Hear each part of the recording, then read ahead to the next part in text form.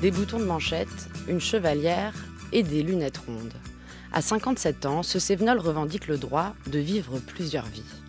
Il est avant tout historien, spécialiste des XVIIe, XVIIIe et XIXe siècles, les cours, la régence et les maîtresses des rois. Il en a tiré des romans historiques primés par l'Académie française pour l'un d'eux, L'été des quatre rois, dans la liste du Goncourt pour un autre, La chambre des dupes. Il est donc devenu écrivain. Mais entre les deux, et c'est bien cette période qui nous intéresse pour ce 3e épisode de notre série sur les conseillers de l'Élysée, il a été plume et conseiller politique. À l'Élysée d'abord sous Nicolas Sarkozy de 2011 à 2012 et auprès de Jean Castex, ensuite Premier ministre d'Emmanuel Macron jusqu'en 2022. Il est l'auteur de l'un des livres les plus précis sur la présidence de la République, dans ce cas-là de plus cru, Scènes de la vie quotidienne à l'Élysée, chez Plon en 2012. Cet admiratif de Saint-Simon s'est prêté à l'exercice des coulisses rapportées d'une cour pas comme les autres, celle de la monarchie républicaine ou de la République monarchiste, comme il préfère nommer la Ve République qu'il juge finissante. Après la défaite de Nicolas Sarkozy en 2012, il est nommé au Conseil d'État dont il est encore membre, mais une vie ne suffit pas. Alors ce chrétien conservateur continue de chroniquer l'époque dans le magazine Valeurs Actuelles jusqu'en 2016. C'est un homme de lettres et d'images que nous recevons, ancien secrétaire général de France Télévisions en 2007, passé par le Conseil supérieur de l'audiovisuel. Il a vu presque toutes les facettes des pouvoirs contemporains et pourtant c'est bien le passé et l'histoire qui le rattrapent. Il a fait savoir qu'il était disponible pour présider le château de Versailles. Bonjour Camille Pascal. Merci d'être l'invité de Sens Politique pour ce 3e épisode de notre série sur les conseillers de l'Élysée. Je rappelle le principe de l'émission, un invité et 3 archives pour retracer son parcours, son engagement et sa personnalité. Et merci à vous de nous écouter. Vous êtes sur France Culture.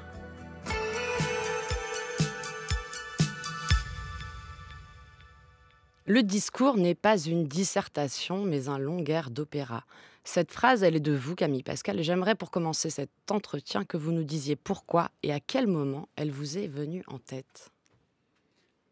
Parce que lorsque j'écris les scènes de la vie quotidienne à l'Élysée, j'essaie de mettre par écrit et d'expliquer ce qu'est cette fonction très étrange qui consiste à essayer de préparer des phrases, de forger des mots pour le président de la République. Et j'ai essayé de le définir par la négative, c'est-à-dire de tout ce que n'est pas un discours.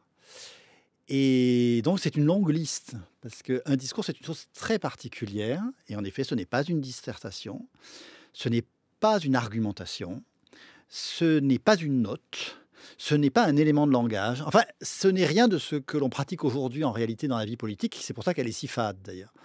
C'est autre chose, c'est très sensuel. C'est pas nécessairement... parce qu'en réalité, j'ai pris la comparaison avec l'air d'opéra, parce que comme un air d'opéra, le discours doit parler à chaque moment à l'intelligence, mais aussi à la sensibilité et à la sensualité de celui qui écoute. Si vous ne le captivez pas, si vous ne le séduisez pas, si vous ne l'étonnez pas, ma grand-mère vous aurait dit, vous finissez par endormir un chat sur une corbeille à poissons. C'est-à-dire que c'est l'ennui. Et 95% des discours, allez, 98% des discours sont d'un ennui mortel aujourd'hui. Pourquoi ? Parce que justement, ils ont été écrits par des gens qui sont même moins bons que l'intelligence artificielle. Donc, il n'y a rien. Il n'y a pas de surprise. Il n'y a pas de... au fond... Personne en France aujourd'hui, mais ça tient aussi à la fin, personne. Très peu de monde, en tout cas dans le monde du pouvoir, ne fait confiance à l'intuition. Et le discours, à un moment donné, il doit être intuitif. Tout en exigeant de celui qui l'écrit de s'effacer derrière celui qui va parler. Pour plusieurs raisons. Parce que c'est pas vous qui vous exprimez, c'est lui. Il y a beaucoup de gens qui oublient ça. Parce que vous devez faire attention à ce que lui-même ait du plaisir à prononcer les mots que vous préparez pour lui. Donc, il faut qu'il s'y reconnaisse. Parce que si déjà vous écrivez ennuyeux, inutile de vous dire que celui qui prononce ce discours est ennuyeux. Et puis surtout, vous devez penser à le protéger, à éviter la phrase terrible qu'on retiendra. Et on ne retiendra que ça. Et et à séduire le public qui est là. Et ce public, c'est très particulier parce que si on continue cette définition par la négative, ce n'est pas le discours, ce n'est pas une interview à la télévision, ce n'est pas une interview dans un grand journal, c'est autre chose. Et pour cela, il convient, je vous dis, de s'effacer tout en protégeant et en séduisant. Voilà. Mais ce que je raconte là, c'est une sorte de dissection du travail que j'ai produit. Mais heureusement, quand on écrit, on ne pense pas à ça. Et on va rentrer dans le détail tout au long de cette émission, Camille Pascal. Alors, le 3 janvier 2011, vous arrivez à l'Élysée après un entretien en décembre 2010 avec Claude Guéant, secrétaire général de l'Élysée. Vous êtes nommé conseiller en charge des médias, car vous arrivez de France Télévisions et du Conseil supérieur de l'audiovisuel. Mais 3 jours plus tard, Claude Guéant vous reçoit et vous demande « Camille, vous savez écrire ?» Oui, comme quoi c'était un homme bien informé. Parce que ce que vous oubliez de dire, c'est qu'en réalité, j'ai été reçu par le président de la République dans une scène absolument, que je raconte dans mon livre, absolument étonnante, surréaliste, dans son bureau. Au petit matin. Non, ça c'est avec Claude Guéant, mais le 14 septembre, j'ai vu le président de la République, ce que Claude Guéant ne savait pas. Et donc, quand je rentre dans le bureau de Claude, au petit matin pour le coup, parce qu'il me convoque à 6h30 du matin et que moi j'étais à Londres la veille, donc ça a été un peu compliqué d'arriver. Donc j'ai pas dormi en fait, puisque le Eurostar ne fonctionnait pas, enfin, tout ça. Et il dit, ben voilà, je ne savais pas que le président de la République vous avait recruté. Et quand le secrétaire général de l'Élysée, qui est l'homme le plus puissant sous la Ve République, après, voire plus peut-être parfois que le président de la République, vous dit ça, vous dites c'est mal engagé. Mais bon, il dit on va s'arranger de votre recrutement parce qu'il se trouve que j'ai déjà recruté quelqu'un à votre place. Donc il faudra partager. Et c'est là qu'il me demande, 3 jours après, d'écrire un discours. Donc il avait su qu'il m'était arrivé d'écrire pour d'autres. Le discours rêvé, c'est quoi pour vous, Camille Pascal ? C'est celui qui reste dans l'histoire. Et pourquoi est-ce qu'il reste dans l'histoire ? Parce qu'il fait changer les choses. On va écouter un discours qui a été assez calibré et vous nous direz s'il est resté dans l'histoire. Aujourd'hui, Alexandre Dumas n'est plus seul. Un cortège bigarré, bruyant et tumultué l'accompagne. Avec lui, c'est notre mémoire populaire et notre imaginaire collectif qui entrent au Panthéon. Lansquenets et hallebardiers, mousquetaires gris et mousquetaires noirs, mignons et courtisans, aubergistes et pairs de France, sans-culottes et favoris, laquais et cardinaux, reines de France et lingères. Ils sont ainsi plus de 25 000 personnages à se presser autour d'Athos, Porthos, Aramis et d'Artagnan pour escorter la dépouille du grand homme qui leur a un jour donné ou rendu la vie.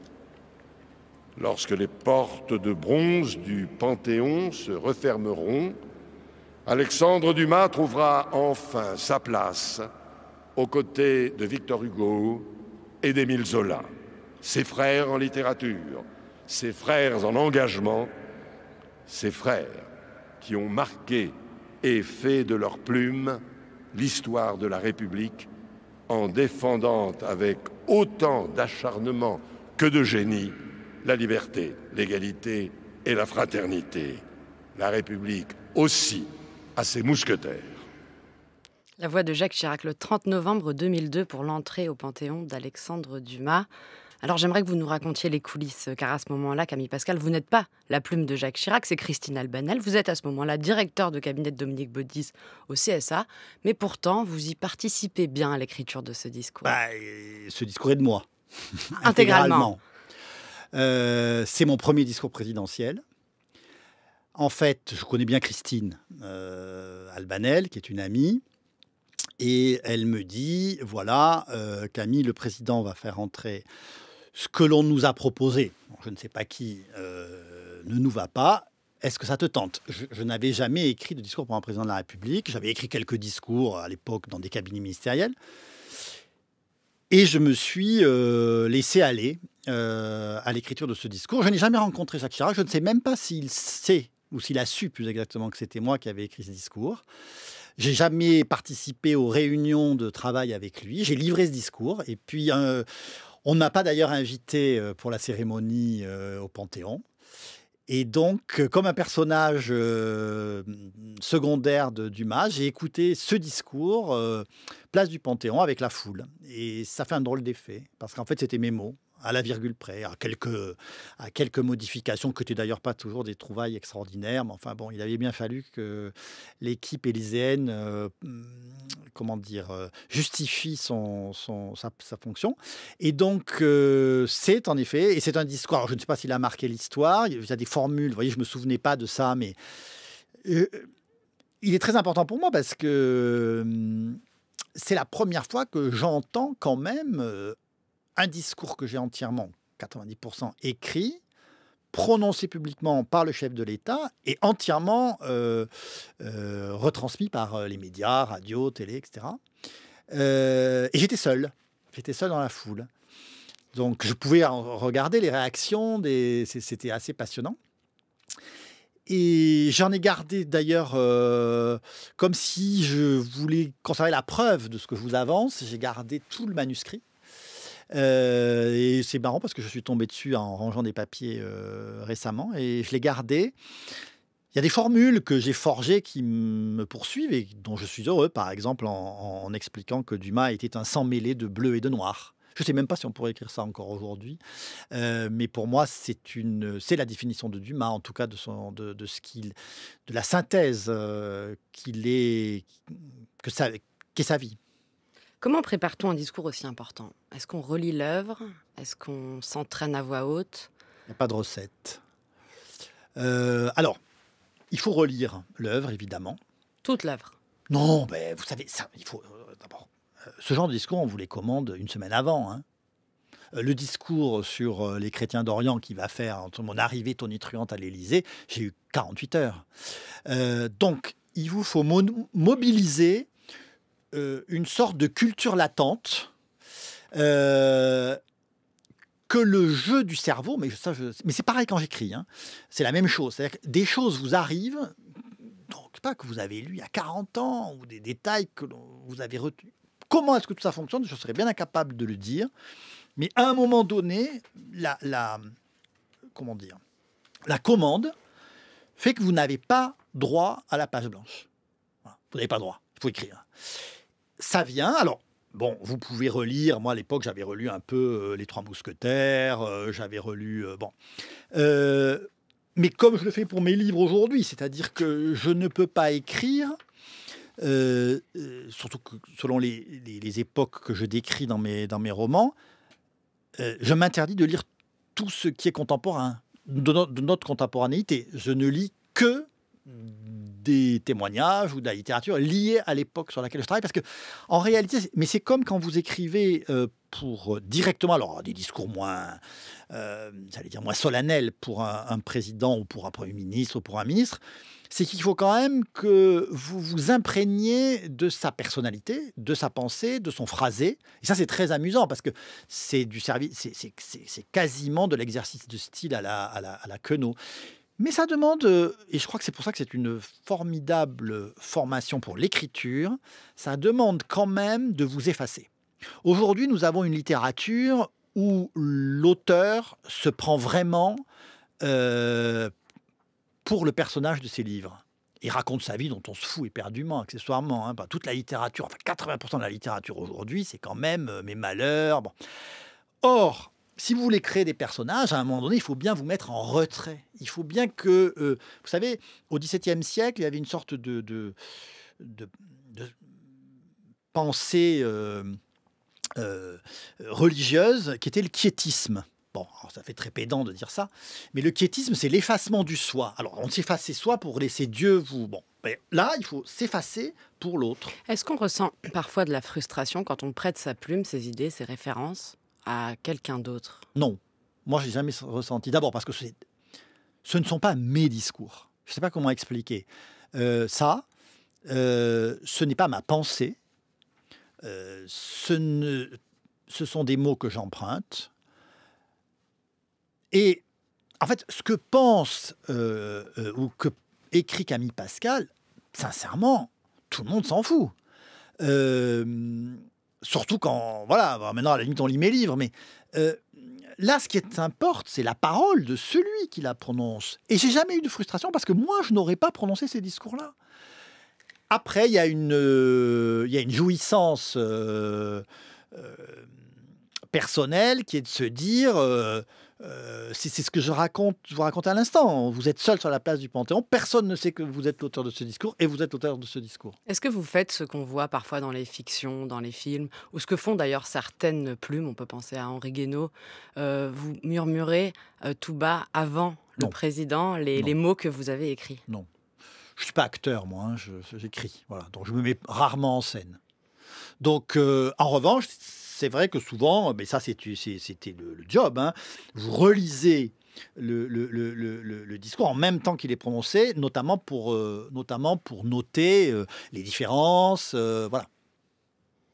Alors, il y a un vocabulaire très spécifique que vous avez, vous, les plumes. Vous parlez des briques, des arêtes ou du 4 quarts. Le 4 quarts, dans la bouche de Nicolas Sarkozy, c'est un discours imprononçable. J'en ai plein la bouche de ce machin. Dites au petit génie qui me l'a écrit qu'il vienne le prononcer à ma place et on va bien rigoler. Il y a des scènes assez violentes que vous décrivez avec Nicolas Sarkozy, des réactions, de la concurrence. Le président Sarkozy, il est direct, on a toujours une relation directe. Il me disait, c'est du 4. Il me dit, moi, ma mère, quand je rentrais à 5h à la maison, elle faisait du 4 quarts. Et on n'en finissait jamais tellement c'était bourratif. Voilà. Et bon, il me dit, évitez le 4 quarts. Parce qu'en fait, ça m'est arrivé. Ça, c'était assez cuisant comme... je suis là depuis pas très longtemps. Donc, il y a eu un succès autour du discours sur les chrétiens d'Orient. Donc, déjà, ça vous fait 90 ennemis dans la maison. Et il faut construire un discours de vœux pour... Alors ça, c'était l'idée qui avait été... pour le monde de la culture et de l'intelligence. Alors là-dedans, vous avez les universitaires, les chercheurs, les acteurs, les écrivains. Ouais, vous avez tout le monde. Donc il y a les architectes. Enfin bon. Et donc il y a 5 ou 6 000 personnes au Grand Palais qui attendent le discours du président. Et je me retrouve, moi, avec... des briques, c'est-à-dire des morceaux écrits par les... Alors évidemment, le conseiller recherche, il faut qu'il passe tel message à sa clientèle, le conseiller livre, enfin, ouais, bon. Et donc vous vous retrouvez avec ce machin et vous faites de la couture. Bon, ça peut pas marcher. Mais bon, à partir du moment où vous devez le faire en 24 heures, 48 heures, qu'il y a une telle pression des autres conseillers qui en ont besoin parce qu'ils ont promis, parce que le président doit dire, parce qu'il doit faire, parce que bon... Et donc, je fais ce truc. Bon. Voilà. Bon. Et nous arrivons au Grand Palais et le président avait décidé avant de parler publiquement de recevoir tous les chefs de grands établissements culturels publics. Voilà. Ils étaient une vingtaine. Autant vous dire qu'ils étaient une vingtaine, mais que l'importance qu'ils se donnaient remplissait la pièce comme si on était 200. Et il faut d'ailleurs qu'ils justifient parce que la crise l'a obligé à couper les budgets culturels. Bon. Et là, je vois qu'il s'inspire d'un certain nombre de choses qui sont dans le discours. Bon, je me dis, mais qu'est-ce qu'il va raconter après parce que, bon. Et lorsqu'il monte à la tribune, je vois qu'il ne lit pas ses notes et qu'il improvise. Et il va improviser pendant 1 heure. Ça, c'est ce que vous appelez Holiday on Ice. Ouais, parce que Henri Guénaud vient vers moi, il me dit « Mais Camille, c'est lui, c'est toi ?» Je dis « Il y a rien de moi. » Il me dit « Bon, ça va, c'est Holiday on Ice. On ne sait pas ni comment ça commence, ni comment ça se termine. Ouvre tes oreilles, parce que voilà. » Donc moi, je suis un peu déconfit. Et... tout le monde a compris que c'est pas mon discours. Bon, voilà, c'est la cour. Donc, vous reculez sur le Monopoly du pouvoir de quelques cases. Et je me souviens très bien de cette immense nef de verre et de fer du Grand Palais. Et surtout un coup de fil. Et c'est le président. Je me dis, je vais prendre une soufflante. Et il me dit, ah voilà, Camille, je suis désolé, je suis parti sans vous dire au revoir, ce qui déjà me laisse pantois. Il me dit, voilà, je suis désolé, je voulais m'excuser, j'ai pas retenu votre discours. Bon, c'était pas votre discours, c'était celui des autres, j'ai bien compris. C'était un 4 quarts. La prochaine fois, on se voit, le 4 quarts, vous le foutez à la poubelle. Voilà.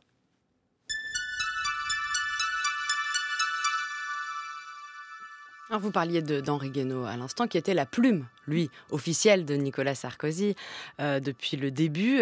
Comment s'est passée cette rivalité qu'on a parfois décrite avec lui? Alors, il n'y a jamais eu de rivalité parce que je n'étais pas politiquement de taille à rivaliser avec celui qui avait donné et écrit l'histoire de la victoire de 2007. Bon, il y avait une proximité avec le président. Bon, je suis toujours reconnaissant à Henri. Nos relations après sont devenues plus compliquées, mais je suis toujours resté reconnaissant parce qu'il aurait pu me briser les chines. C'était très facile. Je veux dire, il suffisait de faire un caprice, de dire j'en veux pas. Bon. Je n'avais aucune arme politique, ni même si j'avais quelques soutiens au palais, mais voilà, j'étais pas de taille à rivaliser. Mais c'était très malin de la part d'Henri, parce que Henri, nous sommes à la fin du premier mandat, hein, c'est ce que vous aviez, enfin du premier et du seul, mais on imagine qu'il peut en faire un second, et lui se voit ministre.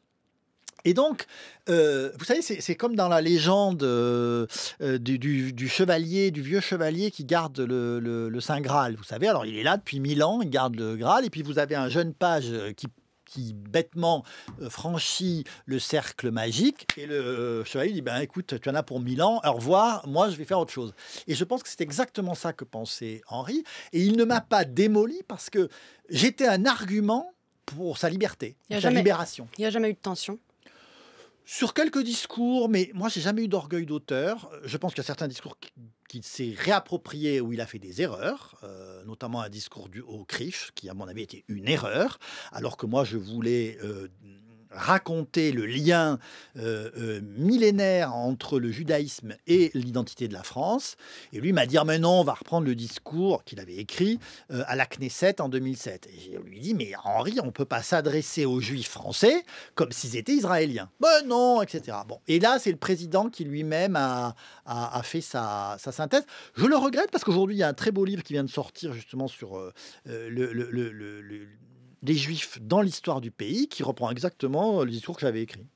Alors vous êtes à la fin de ce quinquennat où les religions justement ont une place importante dans la fin du quinquennat d'Emmanuel Macron, de Nicolas Sarkozy. Remarquez, l'actualité montre qu'elles ont aussi une place dans la fin du quinquennat, ou la moitié du second quinquennat de Macron. Lapsus révélateur. On parle souvent de vos discours émotionnels, voire identitaires. On va écouter un extrait de l'un des discours que vous avez écrit, Camille Pascal, prononcé par Nicolas Sarkozy en mars 2011.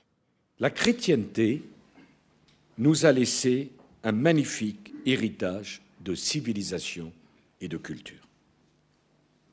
Et président d'une république laïque, je peux dire cela parce que c'est la vérité. Je ne fais pas acte de prosélytisme. Je regarde simplement l'histoire de notre pays. C'est la France.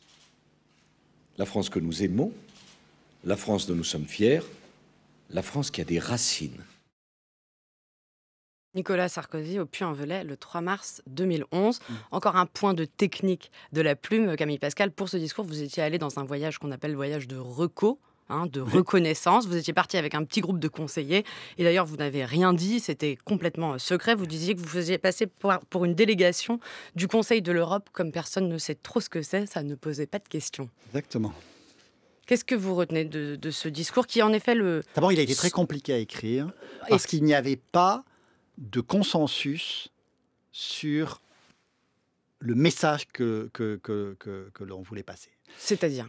C'est-à-dire que, alors, fallait-il rappeler ce qui est une évidence. C'est-à-dire que, vous savez, j'ai écrit un livre de 500 pages là-dessus. Donc, la France, que ça plaise ou non, est une invention politique et théologique de l'Église de Rome. Voilà, c'est comme ça. Invention politique qui a été laïcisée par la République. Mais c'est la même chose. Bon. On va pas, il faudrait une autre émission pour en parler. Bon, donc, on me commande un discours sur les racines chrétiennes de la France. Bon. Et là, commence dans le cabinet ceux qui disent ah non mais il faut pas. Alors donc on me commande plusieurs discours successifs. Donc les racines chrétiennes de la France, puis après c'est l'héritage patrimonial de la France, puis après c'est la cohabitation des religions en France, puis après c'est l'œcuménisme. Enfin, et là les commandes sont tellement contradictoires que je ne suis pas d'un tempérament révolté, mais je dis, écoutez, moi, je n'y comprends plus rien, j'arrête. Que quelqu'un d'autre écrive le discours. Et vous savez, ça, c'est le pouvoir de la plume. C'est-à-dire que les collaborateurs, les observateurs, les journalistes sont toujours très critiques. Mais quand il s'agit de prendre la plume et d'écrire, là, je peux vous dire qu'il y a moins de monde. Hein, bon. Et donc, là, c'est la panique, grande panique. Je dis, alors, on me convoque, Claude Guéant me dit, mais enfin, je dis non, je n'écris rien. Voilà. Ou le président décide, mais moi, j'en ai marre. Voilà. Donc, et qu'est-ce que ça, le président me dit, donne comme Camille, discours, ce finalement sera les racines chrétiennes de la France. J'ai dit, alors là, je vous l'écris. Alors 12 ans plus tard, malgré toutes ces tentatives de mettre l'identité française sur le devant de la scène, on a l'impression que rien n'a été réglé. Le RN est à 42% et les fractures françaises plus béantes que jamais. C'est peut-être parce qu'on n'a pas assez parlé de ce que nous sommes.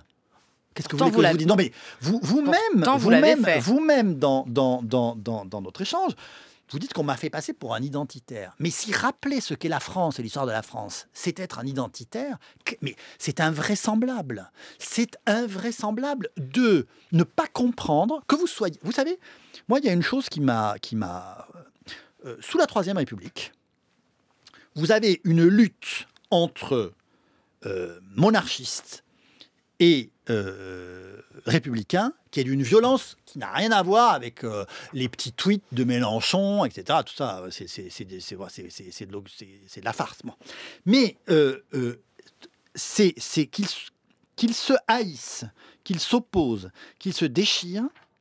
Ils avaient en commun un patrimoine culturel. C'est-à-dire que le petit Père Combe, auquel on doit la séparation bon, il connaît les évangiles par cœur. Il sait parfaitement et d'ailleurs, il a été dans les ordres. Donc aujourd'hui, ce qui est terrible, c'est que, moi, ce que je ressens, c'est qu'il y a eu une sorte d'effacement culturel et que dès qu'on rappelle des choses qui sont... Vous savez, ce que Peggy disait, il faut voir ce que l'on voit. Alors là, vous êtes identitaire, mais c'est extravagant. Sauf qu'à l'époque, il y a quand même l'influence de Patrick Buisson, ancien directeur de Minutes, qui vient de l'extrême droite, qui est là pour mettre l'identité française sur le devant de la scène. Vous parlez en effet des religions, c'était la mission qui vous était confiée, mais il n'y a jamais eu de discours sur l'islam et la République. Il devait y avoir un discours sur l'islam. Il devait être... Alors, revenons à l'historique.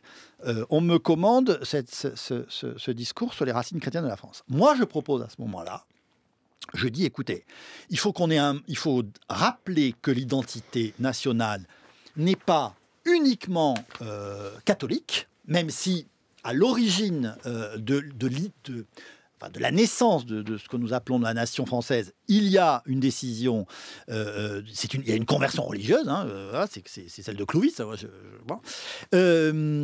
Et donc, je dis, mais il faut rappeler ce que le judaïsme a apporté à la nation.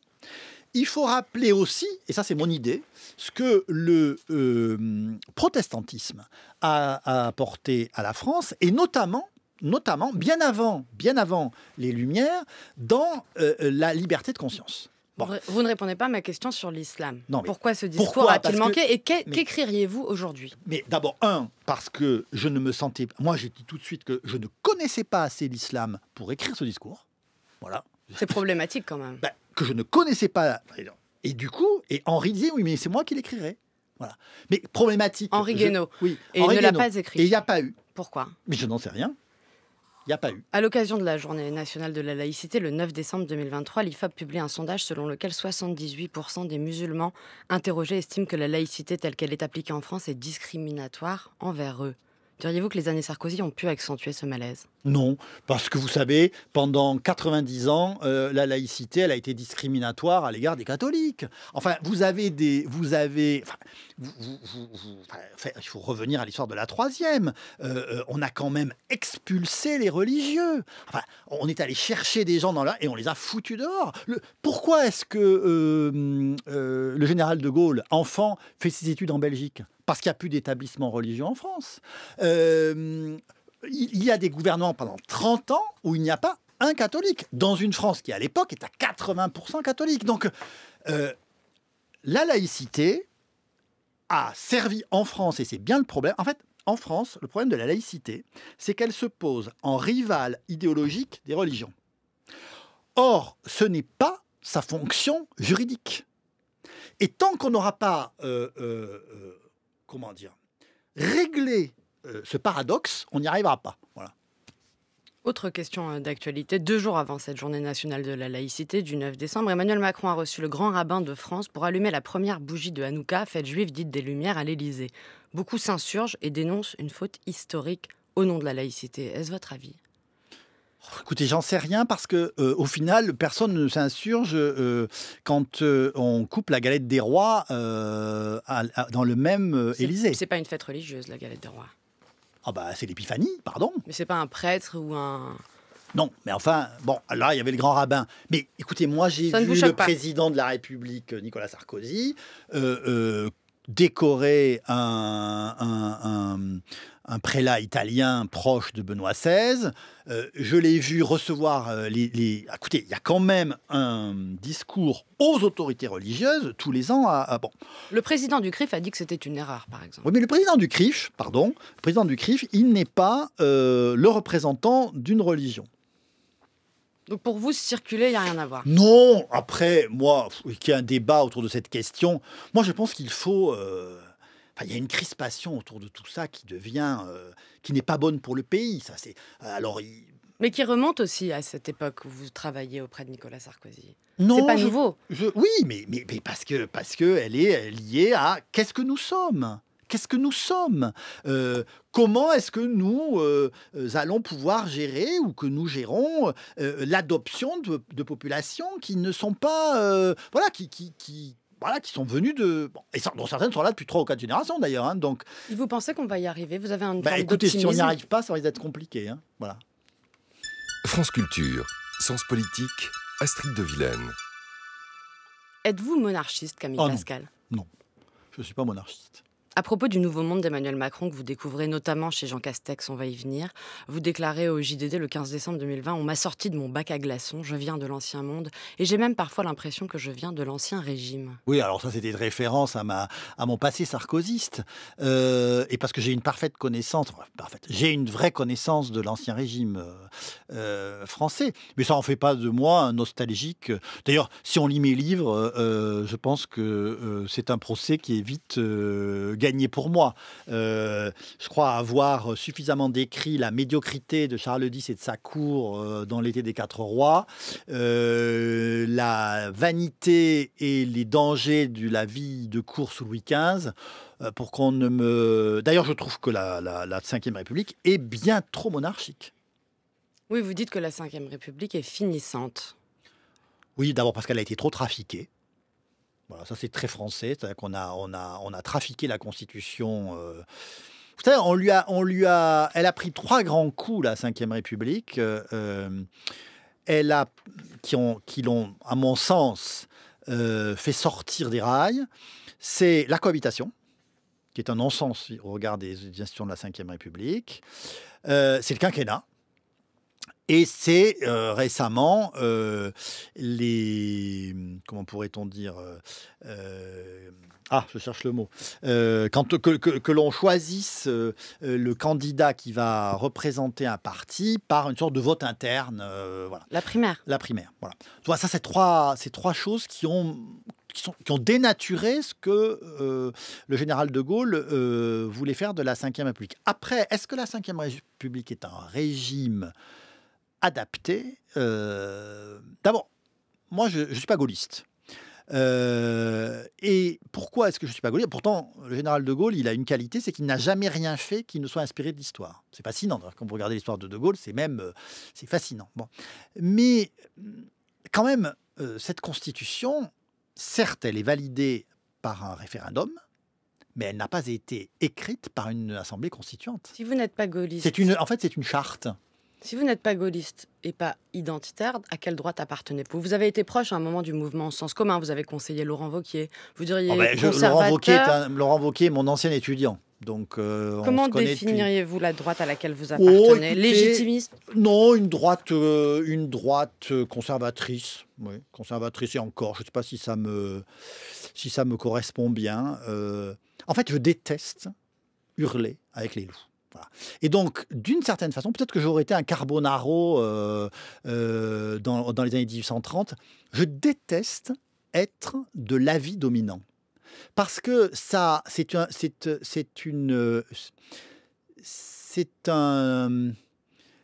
comment dire, c'est un foulard qu'on met devant l'intelligence. Moi, vous savez, pour moi, je serais d'une droite voltairienne.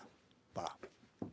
Contre une gauche rousseauiste, qui, elle, est très dangereuse.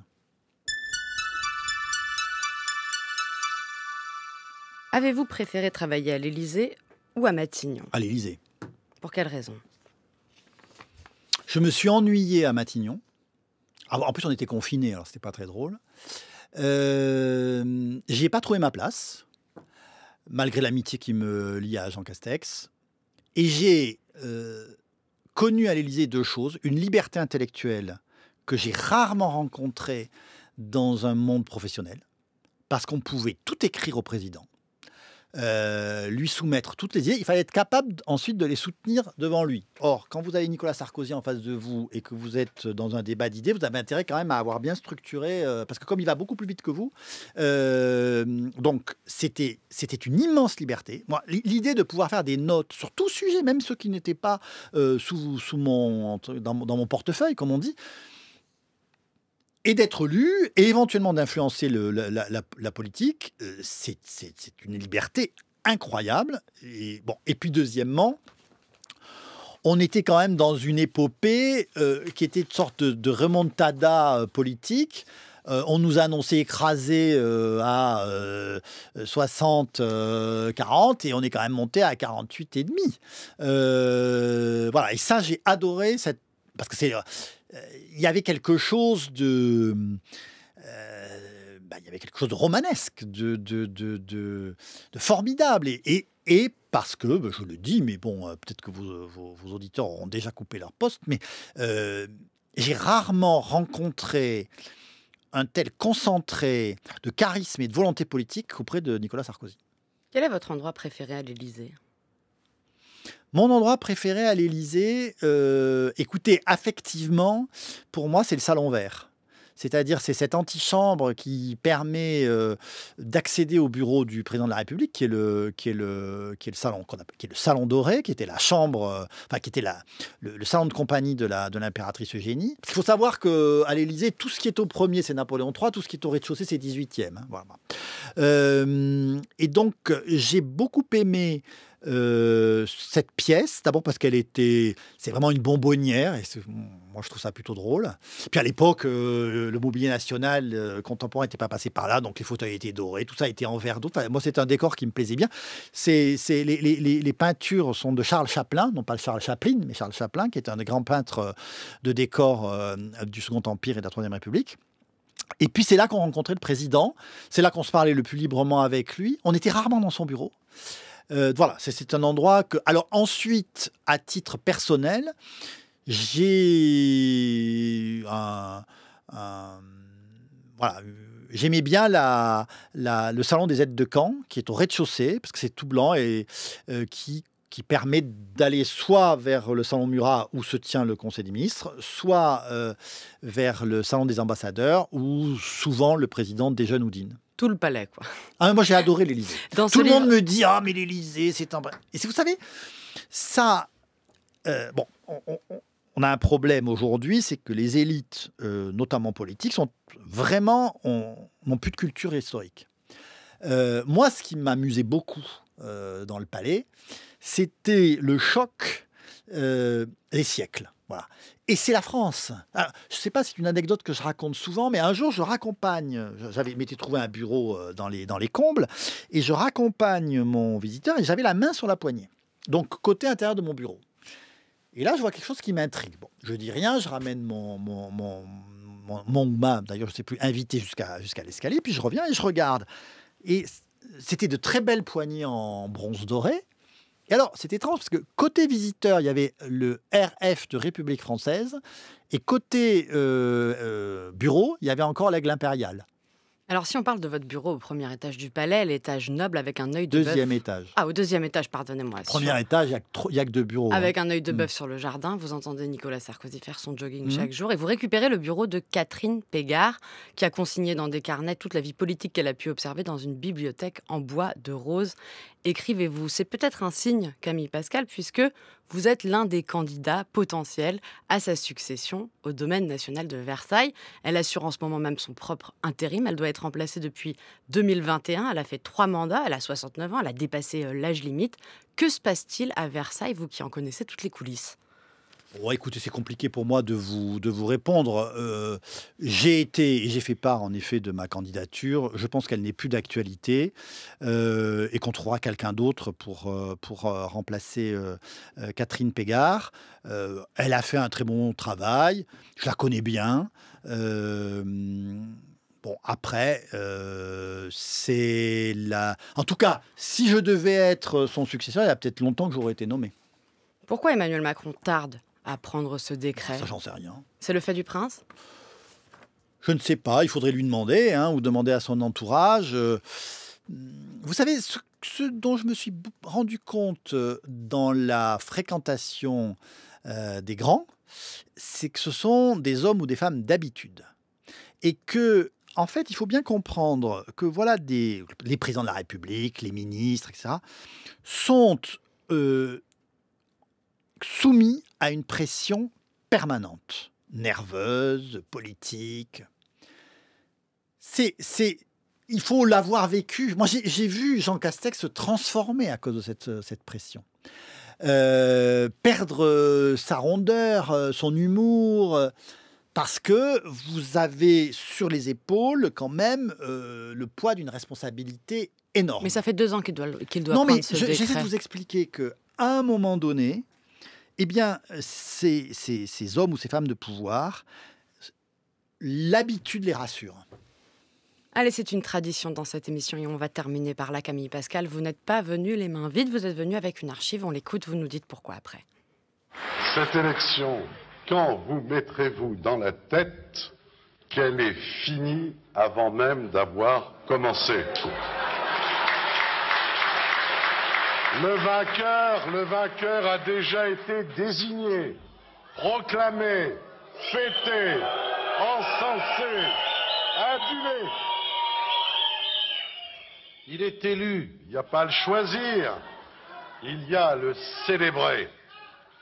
Donc, ça n'est pas la peine, ça n'est plus la peine de vous déranger. Circulez, il n'y a rien à voir. Philippe Séguin, le 30 janvier 1995, à Bondy, en Seine-Saint-Denis, le tournant de la campagne pour Jacques Chirac. Pourquoi cet extrait ? Parce qu'il m'a marqué à l'époque. Moi, j'étais plutôt baladurien, ça ne vous étonnera pas. Et je me suis dit, quelque chose va basculer, parce que ce discours est d'une intelligence brillante. C'est aussi, pardon de le dire, mais une claque qui est mise dans la joue des médias et des sondeurs qui ont déjà choisi leur candidat, exactement comme Jospin en 2002 d'ailleurs, qui devait être élu, qu'on a vu qui s'est effondré. Bon. Et donc comme quoi, d'ailleurs, rien ne sert jamais de leçon en histoire politique. Mais surtout, ce discours, outre qu'il est remarquablement écrit, qu'il est remarquablement prononcé, par un homme qui n'a pas toujours été extraordinaire. Moi, je l'avais trouvé très médiocre face à Mitterrand sur Maastricht. Mais ce discours a changé le cours de l'histoire politique contemporaine. Et en ça, c'est évidemment un immense discours. Merci Camille Pascal d'avoir été l'invité de Sens Politique. La semaine prochaine, je recevrai Gaspard Ganzer, l'ancien conseiller en communication de François Hollande, pour le 4e épisode de notre série sur les conseillers de l'Élysée. Merci à toute l'équipe, à la préparation Anne-Claire Bazin, à la réalisation Peyré Legras, à la technique Jean-Guilain Meige et à la vidéo Flavien Andrisiac, grâce à qui vous pouvez réécouter tous les épisodes de cette série sur la chaîne YouTube de France Culture. Vous pouvez les retrouver aussi sur l'application Radio France et sur franceculture.fr. Très bon week-end sur France Culture, merci de nous avoir suivis.